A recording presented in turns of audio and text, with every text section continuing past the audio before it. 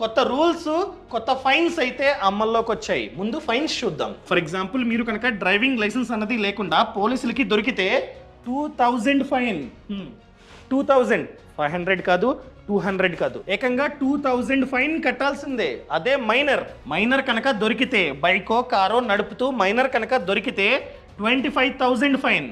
ఎవరు కట్టాలి? పేరెంట్స్ కట్టాలి. ఎందుకంటే పేరెంట్స్ది తప్పు. అర్థమైందా అండి? అండ్ దాంతోపాటు వాడికి ఒక్కసారి దొరికినా కూడా వాడికి 25 ఏజ్ వచ్చేంత వరకు లైసెన్స్ రాదు. వాడికి 18+ వచ్చి వాడు కనుక అప్లై చేసినా కూడా వాడికి లైసెన్స్ అన్నది రాదు. 25 ఏజ్ వరకు వెయిట్ చేయాల్సిందే. అర్థమైందా అండి?